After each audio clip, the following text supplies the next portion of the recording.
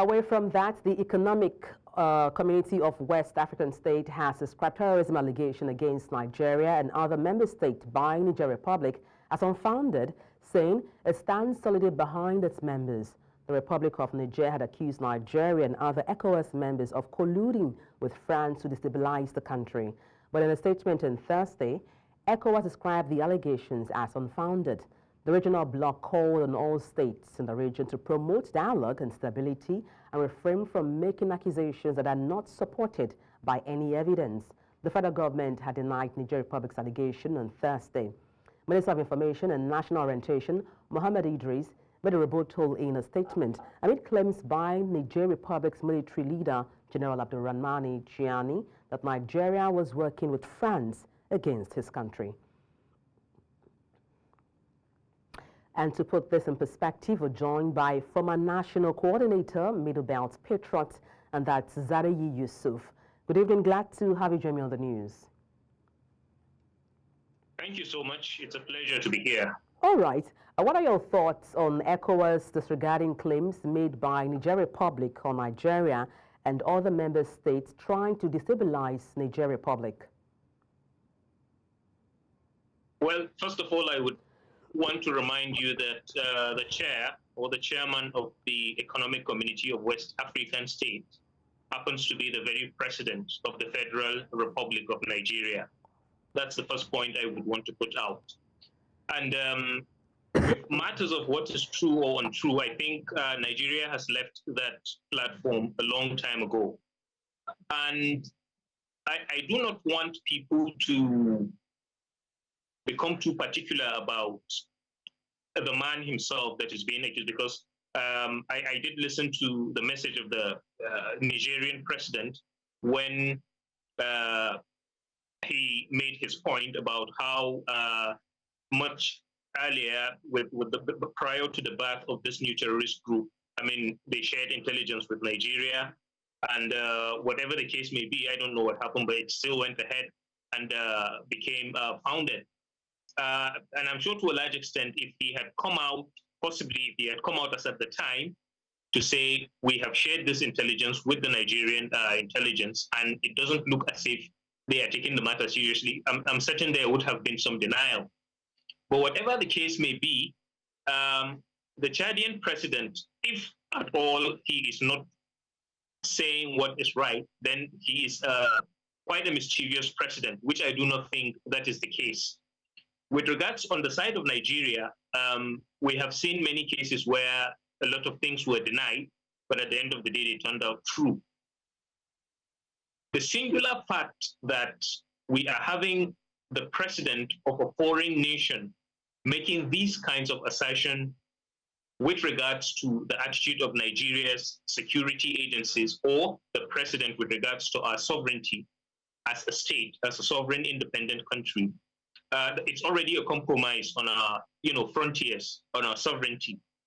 And I think if anybody embraces that, what the general said, it will not be out of place whether or not they have the facts, because we have always questioned, like myself, I've always questioned. We don't have a history of colonialism with the French, but then the romance between, the president of the Federal Republic of Nigeria with the French, especially their president, leaves more questions than answers. So frankly speaking, we're in a difficult situation where I think if you would take a poll, you might find more Nigerians believing what any foreign president would say about the attitude of our own president and the attitude of our own security agencies in handling issues of insurgency than whether the Nigerian military or the president himself. And simply because he happens to be the chairman of ECOWAS, and then there's a document being released to state that the accusation of the Nigerian president is unfounded. It doesn't make any sense. It's just the same man doing the same thing. The president of the Federal Republic of Nigeria is the same chairman of ECOWAS. So it's not exactly as if an increase or an addition to the legitimacy of that denial. That basically is what I have to say to that. Looking at these issues within the ECOWAS bloc, how can this dispute be resolved? The truth of the matter is the French, there isn't anything positive basically about their dealings, even with their former colonies. That is the first thing I would want us to understand.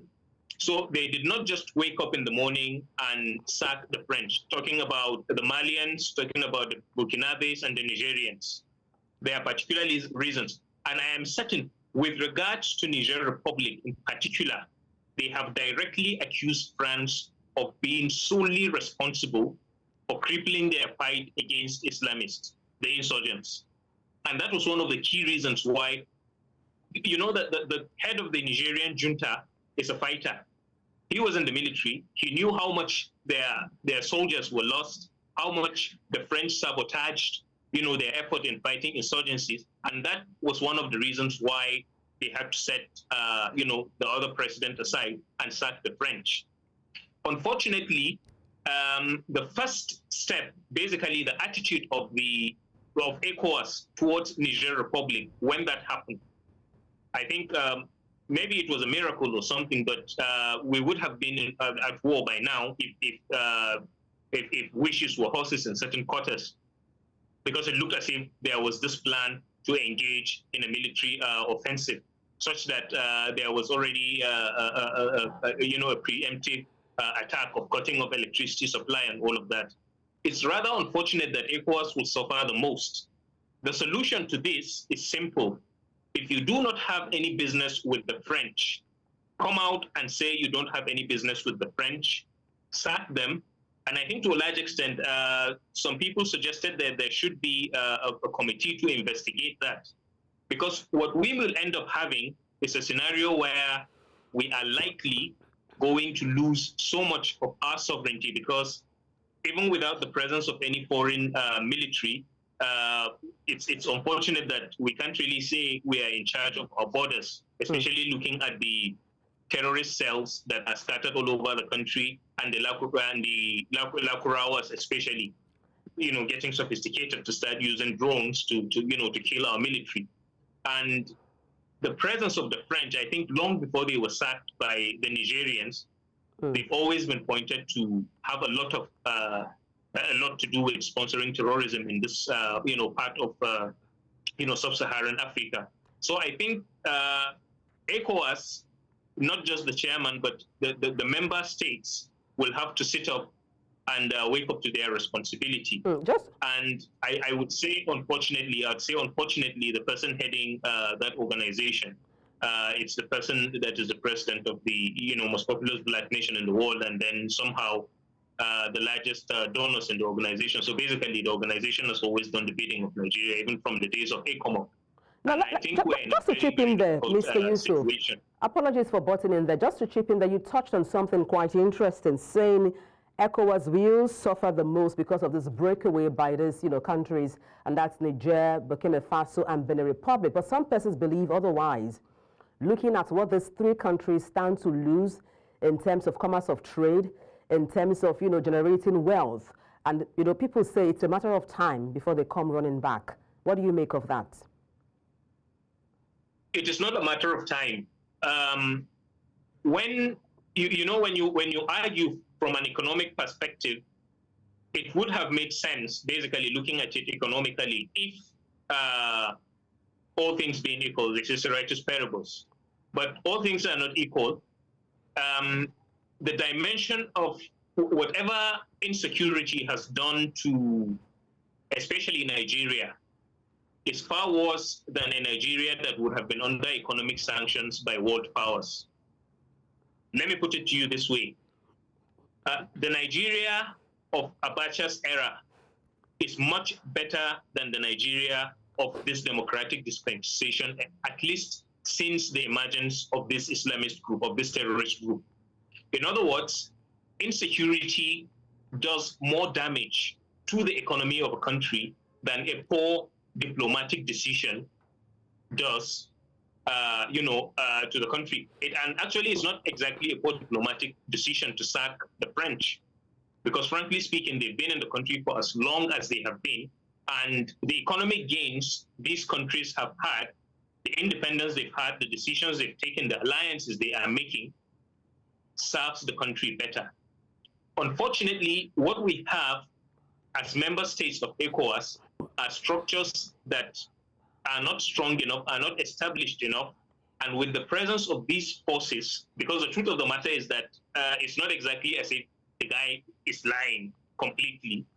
You know, I do not think he will just wake up and say that. Basically, there is what exactly does he stand to gain?